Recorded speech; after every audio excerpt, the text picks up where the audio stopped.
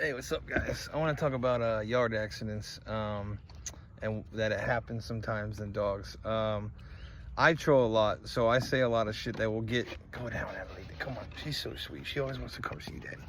But I always do stuff like that, and I troll. So like, I like getting a rise out of people, but in reality, if you know me and know my channel, you know, as if you watched it a lot, you know that I don't do anything like that as far as like dog fighting or anything like that. Sometimes I put dogs out that may or may not fight, you know, because I'm trying to socialize them, and that's how it goes. I do the exact same stuff that Cesar Millan does, for example, because I look at him as like the main trainer on earth for dogs. He really is. He's probably the most known trainer on earth and wrangler on earth for dogs. So I try to base my ideals and understand my dogs kind of how he understands dogs.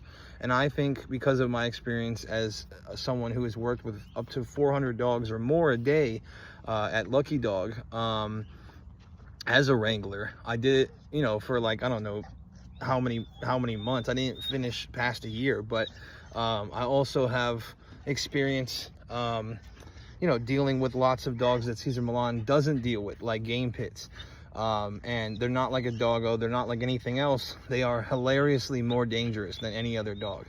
Hilariously, like they will kill any dog on earth. This dog right here will smoke any dog outside of a game pit on earth. I will put my left testicle that this dog will kill an alibi in 30 minutes or less. Now, I don't want her to do that, and you know, she might not even have that big of snappers, but those teeth work. And this dog does not feel pain the same way another animal does. Okay, they have a pace that is unlike any other animal on earth in a fight. Some of these dogs can go 6 hours and 47 minutes. That is the world record. A Moor Scar versus Montenegro. I know everything pretty much about game pits and fighting dogs and protection dogs. I'm trying to tell you that even Cesar Millan doesn't have the skills that I have. For some things, he's better at obedience, so I'll give him that. But because I don't really train dogs a lot, I let them be dogs. I let them be, you know, I let them be like Indian street dogs on my yard. They get to do whatever they want, you know, and be dogs. And all they got to do is protect Daddy and be a pack member and do something productive, like hunt.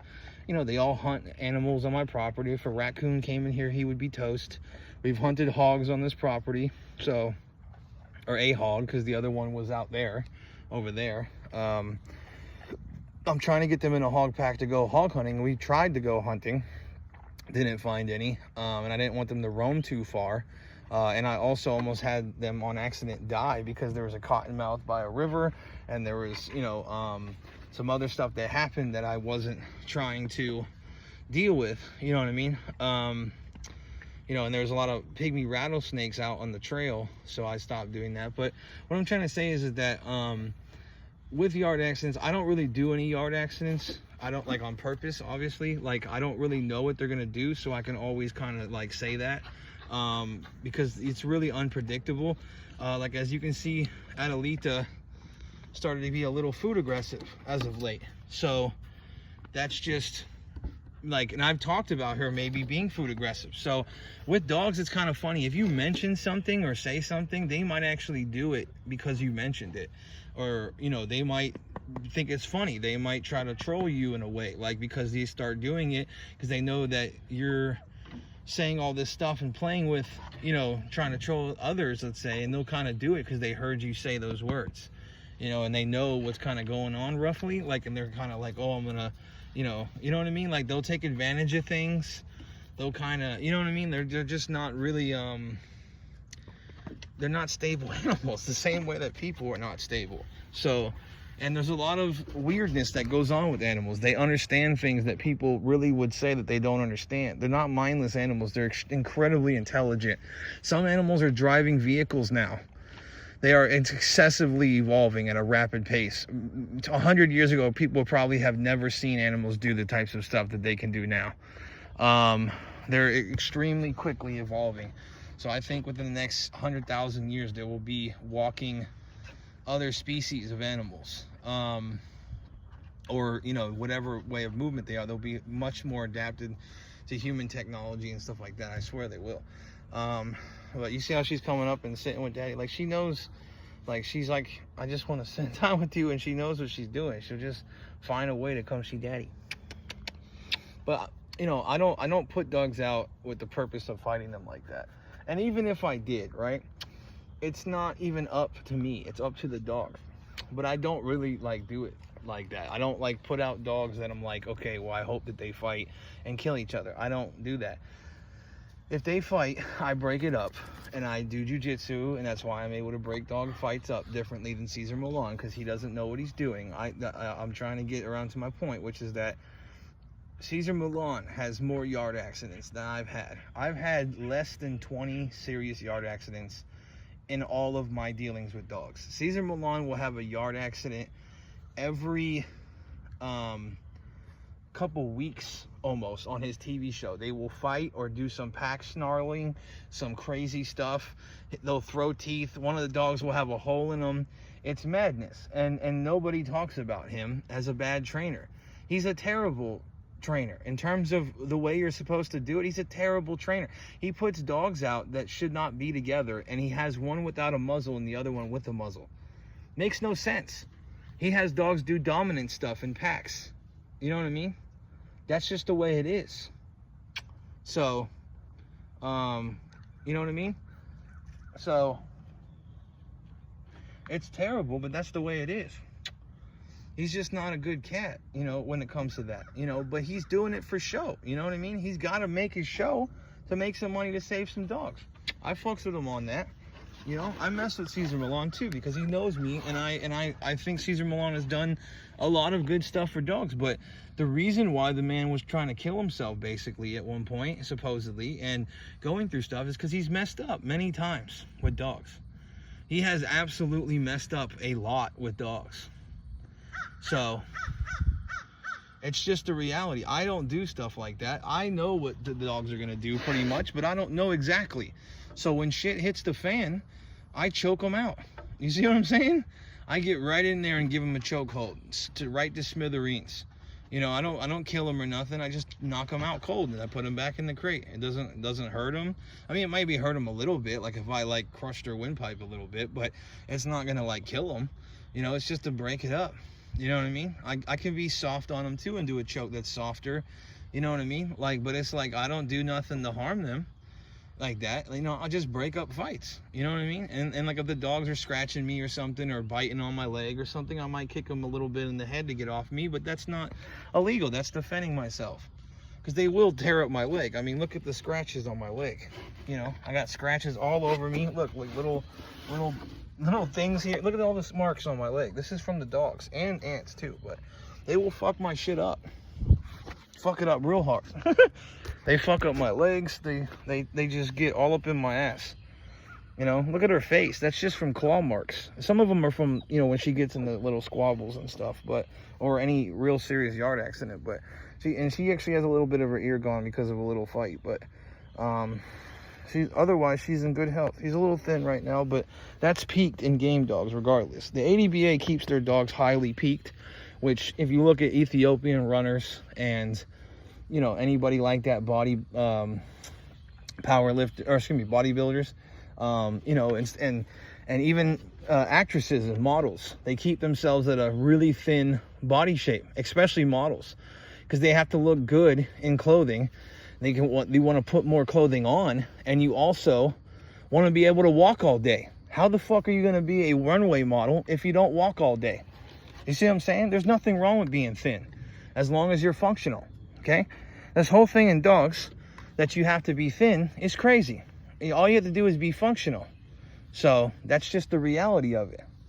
So that's the way it is. And I just think that it's pretty ridiculous that it's like this. So yeah, it's the truth, man. It's really like, it's really crazy how people will sit there and try to say something about you or your dogs or wherever else. But the reality is that if you don't have an agreement with it, it's nonetheless true, whether or not you agree with it or not. Like that there are animals and things that are thin and they do just fine, and their nutrition is fine, and they live a long time. So anyone who doesn't believe that is a psycho. That's just the reality of it, you know. So and as you can see here, she is what some people would call super thin, but this is normal working dog. She could lose 5 pounds at least, and they would think that she is not even that thin still in the ADBA. It's a different kennel club. It's a different system than you guys. You guys don't understand that because you're dumb, but that's okay. You know, if you learn to leave people alone, you have to figure out a way to leave people alone and mind your own business. And that's the problem with humans, that they don't know how to do that many times.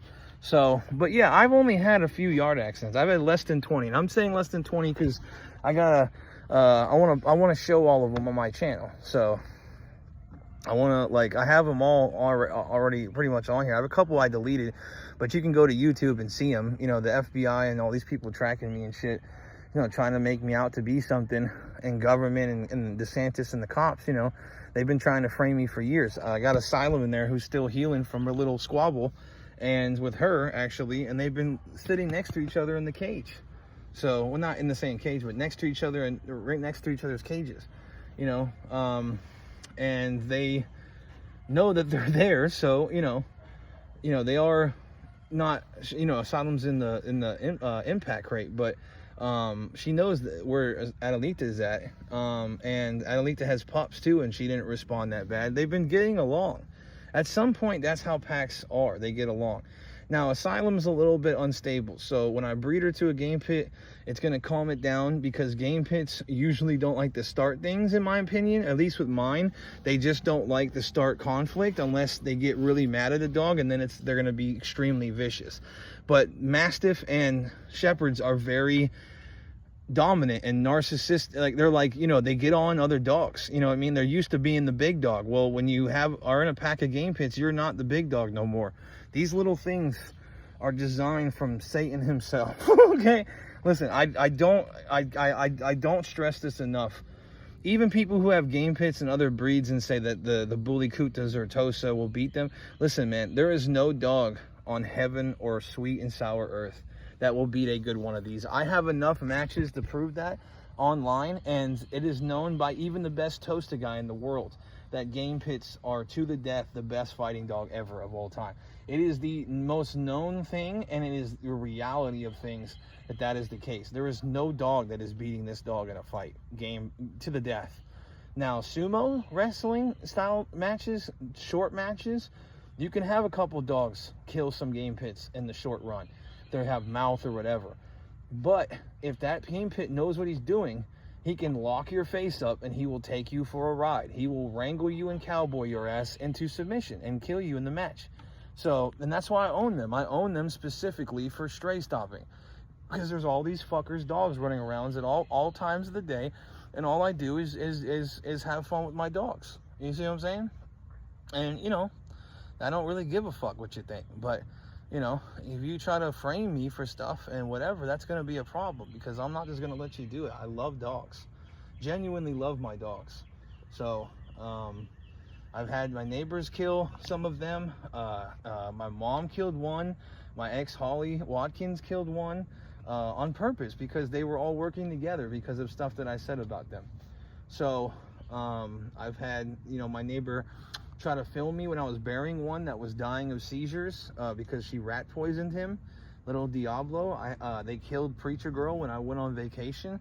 The guy was walking out here, and he went back a couple times to harass me with his backpack and shit. He never went on hikes or nothing, but they killed Preacher Girl when I left for a vacation. I have the video of him walking by, and it's the same guy who comes by and harasses me and does all this shit. So, look, as I'm talking, this bitch is coming right home. You can't make this up, bro. It's every time. There's nothing. They don't even hide it. Look, they're gonna stop right. Hold on, watch out, Alita. They do this every time. One of the neighbors will come home every time I'm out here and I'm talking about this shit. You all seen it on my channel. They are in my phone. They have coordinated with police, and I'm going viral. And even now, Cesar Millan is hearing stuff that I'm saying, because it's going that viral, because I've been helping out the Trump administration too.